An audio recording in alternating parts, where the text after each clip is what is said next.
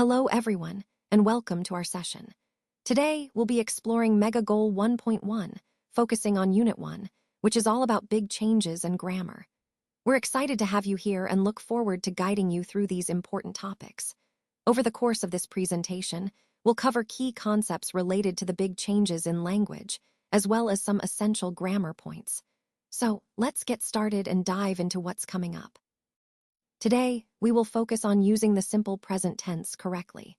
We'll also look at the present progressive tense and learn how to differentiate between the two. It's important to understand how the simple present describes routines or general truths, while the present progressive is used for actions happening right now. We'll also compare the simple past with the present perfect to see how they connect different time frames. Our goal is to form meaningful sentences using the correct tense so that your communication becomes clearer. Lastly, we'll apply these rules through exercises to ensure you can do them correctly in practice. This will help you master the key concepts and improve your overall grasp of verb tenses. Let's take a look at the student's book on page 8. This page is really important because it lays the foundation for what we'll be discussing today. Here, you'll find key concepts that are essential for understanding the main themes of our course. I want you to pay close attention to the examples and explanations provided, as they will help you grasp the material more thoroughly. Remember, this page is not just about reading. It's about engaging with the content and connecting it to the bigger picture of our presentation. So, keep in mind how these points relate to the overall topic, and think about how you might apply this knowledge in real-world situations. This is a crucial step in building your understanding, so let's explore it carefully. Now, let's talk about the different ways we use verbs in English, focusing on the form and subject.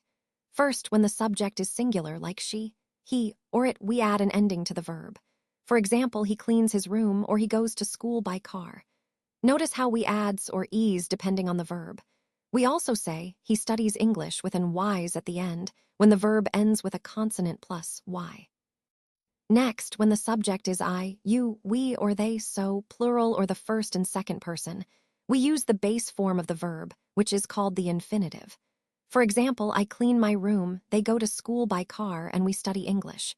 No s or e's added here. Finally, I want to highlight the verb to be, which is very important. Its forms are am, is, and are, depending on the subject. And then there are the words do and does, which are used as auxiliary verbs or to form questions and negatives. Understanding these forms and how they relate to the subject is essential because it helps us construct correct sentences and communicate clearly in English. Today, I want to talk about how we use the simple present tense in English. We often use it to describe facts, permanent situations, or habits and routines. First, let's look at habits and routines. For example, I usually work until 2:00 p.m., and my family comes to visit me every year. These are actions I do regularly, so we use the simple present tense here. Next, we use it for general or permanent situations. For instance, my family lives far away, and my father doesn't work on Saturdays. These are ongoing situations that don't change often, so the simple present is appropriate. Finally, the simple present is used for facts, such as Riyadh being the capital city of Saudi Arabia or the sun rising in the east. These are established facts that are always true. When using the simple present, remember it's all about facts, routines, or permanent states. It helps us communicate what's generally true or regularly happens. This slide doesn't contain enough information. That's why we're moving to the next slide. Today, I want to talk about Sarah, who works as a nurse. As we analyze her situation, it's important to identify whether her statement is a fact, a permanent situation, or a habit and routine. In this case, saying she works as a nurse is a fact. It's a specific detail about her current job. When we think about language and how we describe people's roles or statuses, recognizing these distinctions helps us communicate more clearly and accurately. This example also ties into our overall theme of understanding different types of statements, whether they describe facts, permanent states, or routines, so we can better interpret and use English in various contexts. Today, I want to talk about a fundamental fact that we all accept. The Earth is round. Now, this might seem obvious to many of us, but it's actually a crucial point when we're discussing how we perceive our world and process information. When we look at the statement, the Earth is round, we're dealing with a fact, something that has been scientifically proven and universally accepted. It's not a temporary situation or a habit, it's a constant truth that remains the same over time. Understanding this helps us appreciate how facts influence our worldview and decision-making. It also ties into the bigger picture of how we distinguish between what's true and what might be misconception or misinformation. So, as we move forward, keep in mind that recognizing facts like this one is key to developing critical thinking skills. It's about understanding the difference between what is a permanent truth versus habits or routines we might have in our daily lives. Today, let's look at Nora's shopping habits. She goes shopping every week, which gives us a great example of habits and routines. When we analyze the sentences in the conversation, we need to decide if they are facts, permanent situations, or habits and routines. The key point here is understanding the difference between these concepts. Facts are things that are always true or verifiable. Permanent situations are ongoing states that don't change often, and habits or routines are behaviors that happen regularly, often automatically. In Nora's case, her weekly shopping trip is a clear example of a routine. It shows consistency and regularity. Recognizing these patterns helps us understand how people organize their lives and form habits. So, when you hear statements about her shopping, think about whether they're describing a fact, a permanent situation, or just a habitual behavior. This distinction is important because it impacts how we interpret routine behaviors versus permanent or factual conditions. By understanding these differences, we can better analyze people's routines and develop strategies to modify or reinforce them when needed. Water boils at 100 degrees Celsius, and this is a fact that we can observe and measure consistently. When we say something is a fact, we mean it's true and can be verified through experiments or direct evidence. In this case, boiling water at 100 degrees Celsius under standard atmospheric pressure is a reliable fact. Now, it's important to understand how this fits into our broader discussion. Recognizing facts like this helps us differentiate between things that are objectively true versus habits or routines, which are behaviors we do regularly. So, in our conversation, when we encounter statements like this, we should identify them as facts, things that don't change based on personal habits or routines. This helps us build a clear understanding of what is universally true and what might be specific to someone's daily habits or routines. Remember, facts are the foundation of scientific understanding and reliable knowledge. They live in London. In this slide, we're focusing on understanding how to identify whether a sentence describes a fact, a permanent situation, or a habit and routine. For example, when we say, "they live in London," we're talking about a fact, something that's true and straightforward. It's also a good example of a permanent situation, because their residence in London is not changing frequently. This kind of sentence helps us see how we use language to describe ongoing states or facts about people's lives. Throughout the conversation, recognizing these differences allows us to communicate more clearly and accurately. So remember, stating where someone lives is usually a fact and a permanent situation. It's something that generally stays the same over time. Let's take a closer look at how we form the present progressive tense. First, the subject. When I want to say what I am doing right now, I use I plus am and add ing to the verb. For example, I am reading a new book right now. For he, she, and it, we use is plus the ing form of the verb. So if he is busy, I might say, he can't talk now because he is brushing his teeth. When it comes to you, we use our plus ing. For instance, you are watching a movie at the moment. And with we and they, it's also our plus ing. So we could say, we are learning about the present progressive today, or they are working on their projects right now. The key point here is to remember the correct form of the verb to be. Am, is, are depending on the subject, and then add the ing ending to the main verb. This structure helps us describe actions happening right now, which is very useful for everyday conversations and understanding ongoing activities. Today, we're going to look at some examples of the present progressive tense. First, actions happening at the moment of speaking. For example, I am swimming. This means I am swimming right now, at this very moment. Next, we have actions in progress, like saying, I am reading an excellent book. Here, it indicates that I am in the middle of reading and the action is ongoing. Finally, there are temporary actions. For instance, I am working in Jeddah this month. This suggests that my work in Jeddah is temporary and only for a limited period. Remember, we use the present progressive for actions and situations that are happening now, are in progress, or are temporary. This helps us describe ongoing activities clearly and accurately in English. Now let's look at this sentence. We see that Ali is doing something right now. The original sentence says, Ali watch film at the cinema right now. To make it correct in present progressive tense, we need to use the verb to be in the present, which is, and then add the verb with an ing ending. So watch becomes watching. Therefore, the correct sentence is, Ali is watching a film at the cinema right now.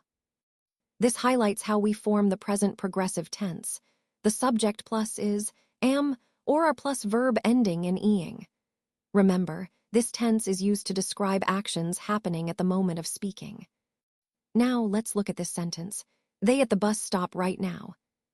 To make it correct, we need to use the present progressive tense. The correct form is, they are waiting at the bus stop right now. This tense is used to describe actions that are happening at this very moment. Notice how we add are for the plural subject, they, and then the verb wait changes to waiting. Remember, the present progressive always combines the appropriate form of to be with the verb ending in ing. So, whenever you're talking about what people are doing right now, this is the tense you'll want to use. It's a key part of describing ongoing actions in the present. All right, let's look at this sentence. I cook the dinner tonight. The correct form here is am cooking. This is a perfect example of the present progressive tense, which we use to describe actions happening right now or around this moment. So instead of just saying, I cook, which would be present simple and means a regular habit, I am cooking shows that you're in the middle of preparing dinner this evening. It's an important concept because it helps us communicate the timing of our actions more precisely. Remember, when talking about what you're doing right now, always use the subject plus. Am is our plus verb ending in ing. In this case, I pairs with am, and cook becomes cooking. This tense keeps our conversations lively and specific, especially when describing ongoing activities. This slide doesn't contain enough information. That's why we're moving to the next slide. Now let's take a closer look at the present simple versus present progressive. Both are present tense, but they serve different purposes. The present simple is mainly used for habits and routines, things that happen regularly or are permanent. For example, I usually work in the mornings. This tells us about a regular pattern or a fact that doesn't change often. On the other hand, the present progressive describes actions happening right now, at this very moment. For instance, I am working this morning. It emphasizes that the action is temporary and occurring at the moment of speaking. Understanding these differences is key because they help us communicate whether we're talking about permanent states or temporary actions. This distinction also ties into the overall theme of how we use tense to express time and aspect in English. This slide doesn't contain enough information. That's why we're moving to the next slide. Today, I want to talk about the use of the simple past tense. This tense is primarily used to describe actions that started and finished in the past. For example, when you want to say that something happened yesterday or last year, you use the simple past. Let's look at the form. The subject comes first, followed by the verb in the past form. For regular verbs, we add ed at the end. So, for example, he washed his car 2 days ago. It's a simple, clear way to talk about completed actions. Irregular verbs, however, don't follow this pattern. Their past forms change in different ways, like saw from see or went from go. So when you say, I saw a movie yesterday, you're using the irregular past form. Another example is, his mother arrived yesterday, showing an action that was completed in the past. And if you're talking about a longer period, like last year, you might say, I traveled to Japan.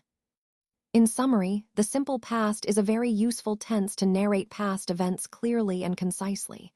It helps us tell stories, report actions, and share experiences that are finished. Remember, the key is to match the verb form, regular with ed, irregular with their unique past forms, to accurately express past actions. Now let's look at the simple past of the verb be. In English, the past tense of to be has two forms, was and were. These are used depending on the subject of the sentence. When we make affirmative sentences, we use was with singular subjects like I, he, she, and it. For example, he was poor. On the other hand, were is used with plural subjects like you, we, and they. For instance, they were happy with their test results. It's important to remember that was goes with I, he, she, and it, while were goes with you, we, and they. Recognizing these forms helps us form correct sentences in the past tense when talking about states or conditions. This understanding connects to our overall goal of mastering past tense verb forms in English. Now let's look at the present perfect tense. This tense is mainly used to talk about an event or action that was completed at an indefinite time in the past. So when we say, I have finished my homework, it means the action is complete, but we don't specify exactly when it happened. Another key use of the present perfect is to describe actions or events that started in the past and are still relevant or continuing into the present. For example, she has lived here for 5 years implies she started living here in the past and still does now. From Wise, the present perfect is quite straightforward. It combines the subject with either has or have, followed by the past participle of the verb. For example, with she, we say she has washed the car. With I, it's I have washed the car. Notice that for he, she, and it, we use has, while for I, you, we, and they, we use have. This structure is simple but very powerful in conveying past actions with present relevance. Keep this in mind as it's fundamental to using the present perfect correctly. All right, for your homework, please refer to the workbook pages 219 and 220. Make sure to complete the exercises labeled B through D. These exercises are designed to reinforce the concepts we've covered today and help you apply what you've learned in a practical way. Taking the time to work through these problems will deepen your understanding and prepare you for the next steps in your learning journey. Remember, consistent practice is key to mastering these skills, so try to approach each exercise thoughtfully and thoroughly. If you encounter any difficulties, don't hesitate to review the material or reach out for clarification. Keep up the good work, and I look forward to seeing your progress next time.